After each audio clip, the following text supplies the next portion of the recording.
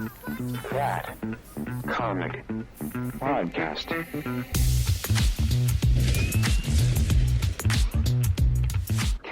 Hello, hello, hello. Welcome to That Comic Podcast. I'm your host, Benty, and with me, as always, my wonderful sidekicks. First, Mr. Moshko. Hey, can I kick it? This is And then Moshko. I'm sorry, I talked over you. And then there's Baby Huey. Slow it down. We got 20 minutes. Going we got, on? We got 20 minutes, man.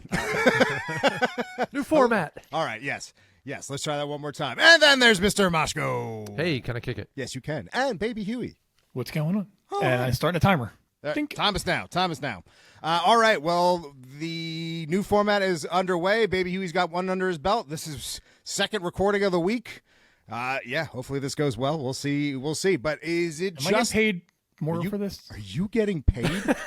Are you getting paid? It's like overtime. Here, I got some Magic Minds left over. Okay. Here's payment for you. No, you're not getting paid. So, is it just me or is Spider-Man getting a little crazy? Just A little. Little crazy, because it seems like every other day some weird announcement comes out about this movie, and I almost think that they're just trying to flood rumors to a point where people don't care about it anymore, because it seems like so much of the movie is being spoiled and released day after day after day, and it's exciting, but it also makes the actual movie itself less, I don't know what you would say, mysterious, less... I don't know, but they just keep adding and adding and adding. Today they added, well, there was a rumor and then there was a confirmed announcement. Oh, really? I didn't see the confirmed. Well, we can get into that, but let's lead it off with what the most important part of this story is, that the big giant rumor right now is that Florence Pugh as, well, White Widow, Yelena, whatever we want to call her. Man, that her 4-issue comic run has earned the name White Widow across all media. I agree. If you haven't read that, definitely read it. But she's White Widow. That's how I see Yelena now, forever and always. Yeah, but rumor has it. Yeah, I went there. She will be in Brand New Day alongside her other Dune co-stars. Now let's not have everybody jump the gun on what this actually means, because Or I pew don't. pew it. Don't pew pew it? Is that what you just said? No, that's not Pew where I was pew it. going, but thank you. But I do think that people might take this a little further than it probably means. I'm going to bet that her making an appearance in this movie is more likely, and that it's probably to bring Spider-Man onto the new Avengers. A la Tony Stark, we have money, and him. Oh, thank God! Remember that one of the most famous Spider-Man panels. That's from an Avengers book, I think. Yes. We'll probably get something along the lines where she's trying to recruit him into the new Avengers, or maybe he's also getting a phone call from Falcon at the same time, and then that shows a little bit more of the rift between the two Avengers teams. That's probably more of a mid or a post-credit scene than it is actually anything to do with the movie, because it's just too stacked. You'll be funny is you do both for the mid and post, where the mid is Florence coming to him, and then the post is him with Florence, and he gets the phone call from Cap. That's funny. I thought you were actually going to do something else. I thought you were going to say do the mid-credit scene, have Florence Pugh trying to recruit him, and then the end-credit scene, have Falcon Cap show up and try and recruit him. Or phone him. Yeah, whatever. Or phone him. Phone a friend. Spider-Man doesn't deserve an actual a knock on the door. What, are you kidding me? He just flies down and goes, no. Yeah, then he just and all Spider-Man does is look back at Florence Pugh and go, well, I mean, so I would want to join Sam's Avengers more than I would want to join the new Avengers. But if Florence Pugh was the one who was asking me to join, I have a feeling. If Florence is asking, I have a feeling I'm going. Go ahead, Yelena versus Frank. Ooh, it's not going to happen, but what a great idea. Wow. Nobody get your hopes up on that, because that's too good of an idea, and it's not going to happen. I do not think that there's going to be a scene between those two, as good as that would be. That would be fun. It would be incredible. Freaking awesome. And I just think that I don't know who I'd give that to. I would almost have to kind of give it to Frank, I think. He'd overpower. I think Frank would take it yeah. Well, I mean, she could. No, that's not necessarily true. She's a widow. She is a widow. I mean, look, Natasha was slowing down T'Challa. That's all I'm saying. Yeah. I feel like Frank would have a problem there. But regardless. I'm forgetting about that old. Didn't they like counteract the serum? That was that's for another day. Yeah, but that was the mind control aspect. Her training is still her training, and that's really what makes them special. True. Like, to be honest, Black Widow should have died like 35 times in Black Widow. Yeah. There's no superpowers there. That's just elite training. Yeah. But no, it's in general, that's exciting. All of the casting's exciting, and it's almost getting to a point where it's hard to even look at it as a movie. It feels like they're announcing episodes of a TV show. Like, we've heard Beetle's going to make an appearance. We've heard Boomerang's going to make an appearance. We now hear Scorpion's coming back. There's rumor Scorpion turns into Venom. I don't know. Yeah. I don't know.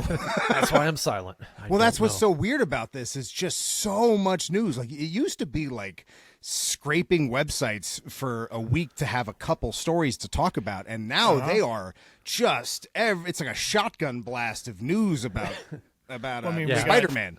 We got multiple leakers now, like all of them. Right. I think it's to keep it all in the news cycle, because once we're not talking about it, then things like the Marvels happen, and some of the way the movies kind of went into the dirt. Well, that's a good point. I guess the question would be, is it a marketing technique out of seeing what worked with, say, James Gunn's Superman and trying to repeat it, or is it out of fear now that we're hearing reports that Supergirl might perform better than Spider-Man does? I've heard good things. I've heard multiple times from multiple sources that they believe that the draw of Supergirl is going to outdo Spider-Man, which to me is crazy. Mm-hmm. The idea that is even a conversation is wild when we're talking about a Mount Rushmore superhero. Yeah. No. The Snyder bots will not let that happen. They will make sure Spider-Man beats a James Gunn movie. I don't think they so. Have anything. Yeah, I don't because Supergirl doesn't really touch their world as much. You know what I mean? Speaking of, I know we're short on time, but there's a new Snyder movie getting ready to be shot, and it's going to be shot all on like a camcorder or something. So he's going super, super low tech on this. Oh, cool. So we'll That's see. cool. But so maybe that fan base can get behind that movie and hopefully I'll tell you, succeed. It's the downfall of not the downfall, but it's the byproduct of your own success, where lower budget and smaller things start becoming just as exciting as these huge tentpole properties, because you're so used to them, and there's so much news that's constantly being thrown at you about each of these projects, that like the Good Boy trailer is something I'm super excited for, even though that's like a low budget horror movie, because it's just unique and something I've never seen before. If you don't know what I'm talking about, that's the one with the dog. The whole movie's in the dog's perspective. That looks awesome. I don't think I could watch it just because of the dog. Yeah, it's gonna be rough. But apparently he is phenomenal. Wow. That's 2. Pew pew. Let's go back to Spider-Man. Because the other crazy thing, and then we kind of touched on this a little bit, was how many people are in this movie. Like, we just got what was the casting announcement today? Didn't something just get... straight out of Variety. It was an exclusive. Tremel Tillman is joining Spider-Man Brand New Day. For those of you that remember the latest Mission Impossible, he was in it opposite Tom Cruise. He also is in Severance. I'm not familiar with that show. I know you guys are watching it. I don't know who he plays. I haven't seen a single episode of that show. It's my favorite. You should go show. Watch that. It is my favorite Apple show. But you have derailed me so much by saying that. The speculation on who he might play is Tombstone. You'd be a cool Tombstone. He is phenomenal in Severance. Yes. Now that I know who he is so. He is not. I don't know what you'd call him. He's not a good guy. He is the manager of their floor. Right. And I haven't finished season 2 yet. But as far as where I'm at in the show, he is just obnoxious in the best way. He is so good at being just like, you just don't like him. It's like the worst employee you've ever worked with, just now with power. That's what he feels like. Yeah, I agree with that 100%. He's so good. He's so good. He really is good. If he is Tombstone, that would be phenomenal. But then isn't there also rumor, not Sadie Sink, but the other Stranger Things star, what the hell's his name? that they're saying that it's going to be Harry Osborn. Oh yeah, I forget the dude's name. And that's what we got a Huey for. Yeah. Stranger Things. I haven't seen it in a long time. Side note on Tillman, like he's been on Marvel's radar for a little bit. I know back in February there was a report that he was in the running to take over the role of Kang. They're obviously not going in that direction, or maybe they are. Ho ho ho. Ooh, I don't know, man. I don't know if I would see him as Kang. Yeah. He would be great, but yeah, he would be great at everything. At this point, I'm just so in love with Colin Domingo, especially as his version of Osborn. I would love to see that make its appearance. So I still think, and this is for another day, but I still think they're going to bring back Jonathan Majors in a year or two. I think so too. I think just to close that window there. Secret Wars, have him come back as the Beyonder, because that's always been the rumor, is that the Beyonder is a version of Kang. Yeah, there it is. Joe Keery. Yep. Who's, by the way, outstanding in Stranger Things, and I think he would be a great Harry Osborn. So he definitely He's got the works. look. Yeah, he definitely works. But that's what I'm saying. It's just like every week some crazy new thing happens about this movie. Like we also heard in the from Alex Perez in the Cosmic Circus, they did that Q&A that they do all the time, where somebody asked about the fact that there's all of these people appearing in the movie, all the villains that they are speculating on, and he talked about how that people were kind of assuming the leakers were getting it wrong because they were just so all over the place with Boomerang and stuff, like just some low tier Spider-Man villains apparently making an appearance. But that's because apparently, according to the Cosmic Circus here, is that it's going to follow suit with Fantastic Four and have an opening montage where Peter takes on villains over the years since No Way Home, and that he is slowly upgrading his suit after each of the fights, a la Mega Man. As I forget which one of you said that earlier. Moshko did. Yeah. But I think it's an interesting way to go about it. Definitely. It definitely shows that Spider-Man is the center of the story and that Peter is the forgotten character, especially if you're opening with apparently it's supposed to be like a 20-minute montage. Really? That's a lot. The fact that we know what the first 20 minutes is crazy. Yeah. Like, that's what I mean. Like, remember how we used to complain? A lot right. We used to complain that the trailer gave too much away. Yeah. Right. And now it's every day something is happening. It's a really crazy time for movie marketing. Until the story is actually given away. 'Cause, I mean, we don't know. We know what the characters are that are in this for the most part. So we have an idea of where this links to what's going on in the comics, but we don't know what the story really is. Oh, and there's also so many rumors about what the story could be. Yeah. There's just, I mean, the interesting thing that Alex Perez was talking about in that article, or excuse me, in that interview, is that he doesn't believe that Mr. Negative is going to play as pivotal of a role or even be introduced, where we heard rumor that he not only is going to play a huge role, but he might be the catalyst that sets up a Savage Hulk moving forward. Yeah, and that's how his character will then be presented in Doomsday. So... And also remember, Disney has been known to misdirect on purpose. Oh, yeah. I mean, giving out the false stuff. So some of the stuff could be false. Yeah, no question. No question. And Mosh goes right. They're absolutely doing this to make sure that we stay talking about it. Mm-hmm. And let's be honest. I mean, just looking at the analytics to any video that's about Spider-Man, it's through the roof. So they've got the world's attention. Mm-hmm. Every video that's about Spider-Man tends to do well, so much so that you have all this Avengers news that's dropping at the same time, and it doesn't hold a candle, which is what's wild about hearing that Supergirl still might take it at the box office. Mm-hmm. What does that say about the excitement of the DCU over the fatigue of the MCU?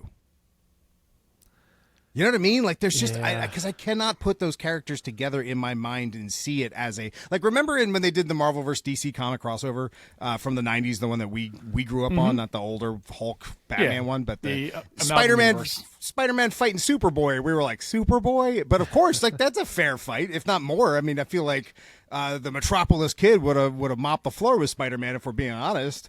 But we still thought that was Spider-Boy out of that. We did. And he was kind of cool. Out of all of them, he was the best cool. one out of the Amalgam universe, yeah. Oh, I mean, a lot Dark of it Claw. could really just go All back right, Dark to... Claw. All right, Dark Claw. You're right. Sorry. A lot of it can go back to the Marvel method. So they have the Marvel method for the movies now. We don't really know what's going on with DC. This is against the Marvel method.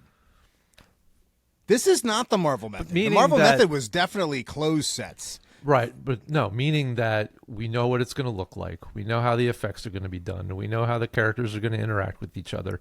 We know how all of that is going to work. But with, we have no idea what Lobo's going to look like. We have no idea, even what, like if they're taking Woman of Tomorrow and they're pulling that off of the comic, like the artwork and everything in that is so much different than a lot of the other things that we've seen in DC and or Marvel. So, are they going to take that aesthetic and put it into the film? Because I know that's some of the stuff that I like the best is when there's some type of artistic, integrity within the film. Well, I think James Gunn's approach was always that the director gets to dictate that. Yeah. That he wants all of the films to stand alone as far as stylistically and tonality. Meanwhile, it all looks the same on the Marvel end. Exactly. Well, and that goes back to the point I was trying to make before, which is the amount of leaks and stories that we're getting is, while keeping us talking about it and definitely keeping us theorizing, are they making the same mistake that happened with WandaVision, where you're giving people too much time to theorize, and then we get a new Mephisto out of Mr. Negative, say, or Savage Hulk, or all of these things that we're kind of expecting to happen, that if they don't, we're like, well, where the hell was Mephisto? You gave me a boner joke? What?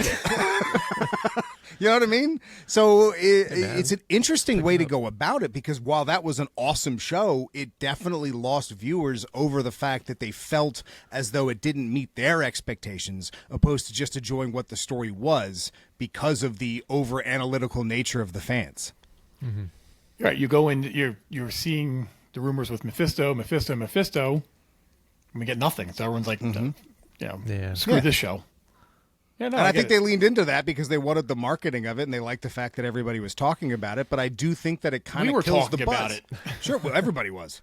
Yeah, I mean, everybody was. The new Rockstars dude did an apology video. Well, I remember I sent like a screenshot. I'm circling it. There's red here, guys. It is Mephisto. There's just so much that we don't know, and a lot of that can be tied into 2 weeks ago there were these Sadie Sink spotting her, and I sent you guys a photo with this woman that was clearly part of the production circled, and everybody was saying this was her. She's on set. Who is she? I heard that was her. She had like blonde hair. Meanwhile, the whole time she went straight to London and is over there in the other, half of the production. They're in this production house over there. That's, it's like, I think 47 sound stages are all in this complex. Like the stuff that we're not going to see or know anything about is being done there. And that's what's going to keep this still interesting. I wonder how much of the marketing team was involved in pre-production saying, ooh, let's film this in New York and make a big deal about it. Glasgow. I don't know. I obviously am excited. It's Spider-Man. It's that's my boy Blue. That's Spidey sells. So but I'm still like in my head. I'm like, am I now more intrigued on Supergirl because of the interest in a blossoming universe, opposed to one that's trying to get me back into the threshold of what was fun? Don't get me wrong. I've been happy with most of Marvel. I'm not with, you guys know this. I haven't been as hypercritical as a lot of people have been on a lot of Phase 4, a lot of Phase 5. I don't think Quantumanium is that bad of a movie. I don't think The Marvels was that bad of a movie. I think people got. It's actually pretty right. Good. I enjoyed it. I had a lot of fun in that. If the point anybody out there has anything else to say about that, hit us up in the comments, because I'm sure you want to talk about that. Sure, yell at me. That's okay. I don't care. It had a stupid dance number, but past that, it wasn't the worst movie, and Kamala Khan absolutely carried it. So, are you taking stupid pills? Apparently, I take them often. But that's features. Sorry. In general, I don't have issues as much as I feel like the broader fandom does with how Marvel has treated the IPs, because even She-Hulk wasn't the worst show, because to me, I thought it was pretty comic accurate, and that's kind of what I expected going into it. If you're unused to She-Hulk, that's a little weird. It's a bizarre show. But the way I see the DCU, is just so much like just what Mashko said. We don't know what Lobo is. We don't know the direction of the story. We just found out that there's a Superman saga on the way, and that a second Superman-esque movie is happening sooner rather than later. And but who it's makes not a 60-page treatment. Who does that? That's insane. And it's not even Superman 2. We don't know what it is, but it's Superman related. Which is I'm so much more intrigued on, and I feel as though the constant hammering of so-and-so is going to be in the movie, so-and-so is going to be in the movie, this scene is happening, we saw them on a tank! Like, all of this is getting to a point where you're killing the intrigue on when it hits theaters. If they, like, say both movies come out opening weekend, which one do you see Thursday night? This is all a dopamine hit thing.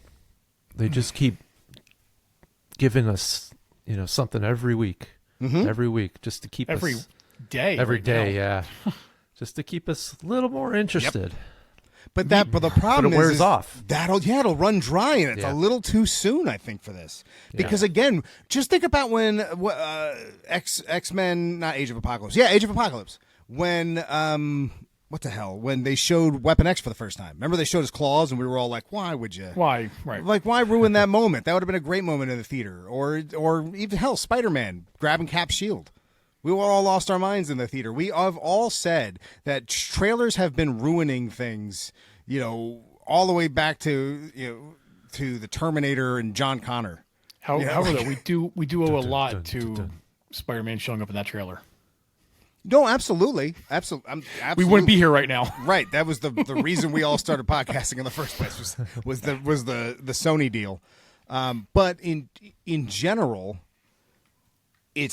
I fear too much, and with people feeling oversaturated with content from Marvel as is, are you placating those that are very excited about pre-production and stuff like that, and oversaturating those who just want to see the movie? I guess that's the question.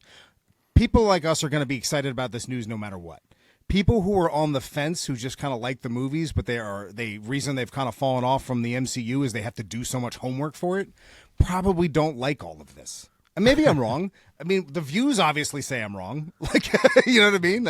It's everybody's doing it, so there has to be something more to it. But I just feel as though that the method behind this is more self-destructive to the long run of the movie by oversaturating the marketing, I guess. Think about the general age of the people that were watching these movies 10 years ago.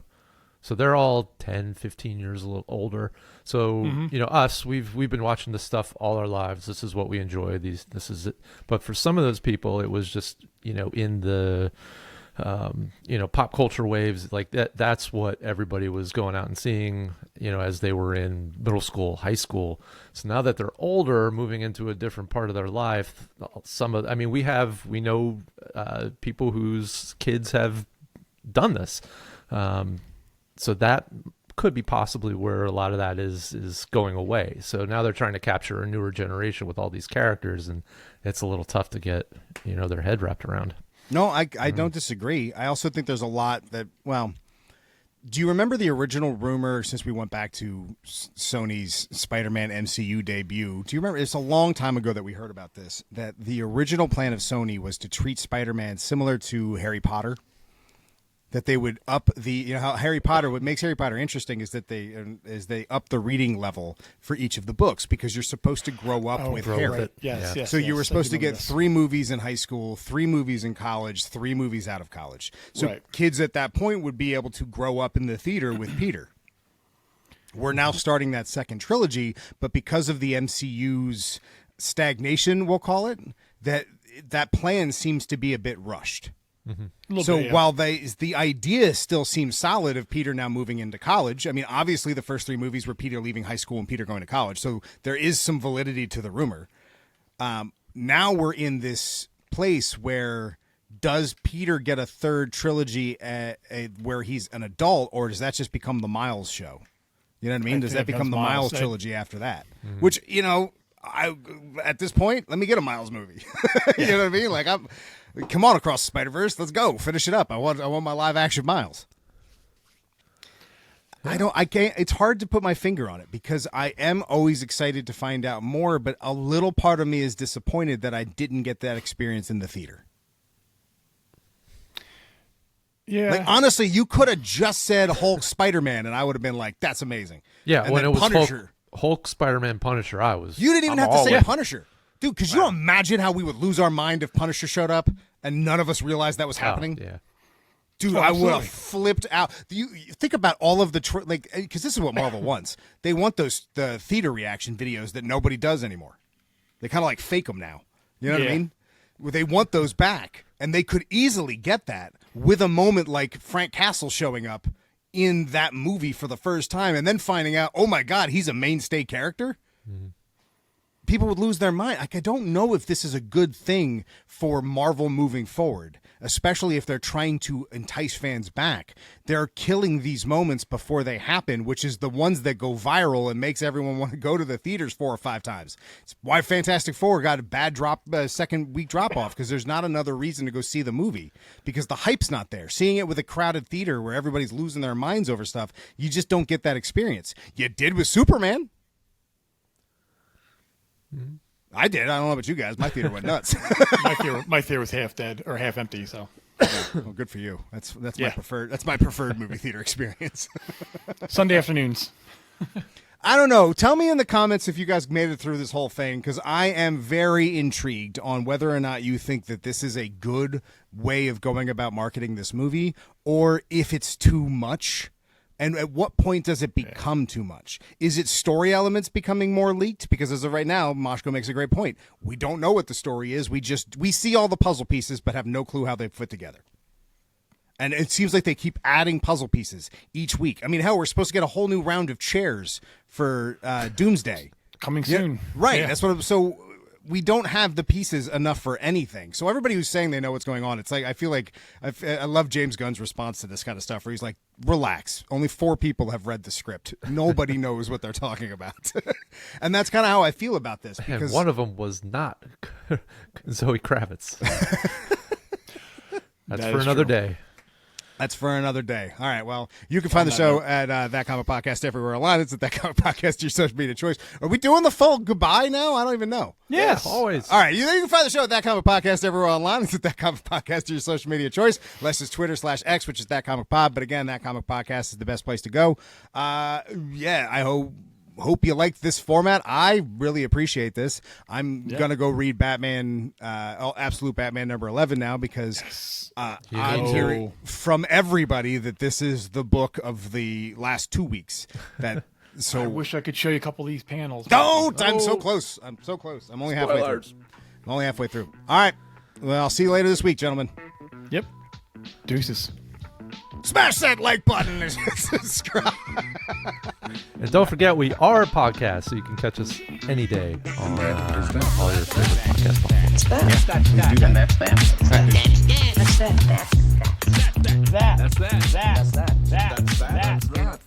that, huh?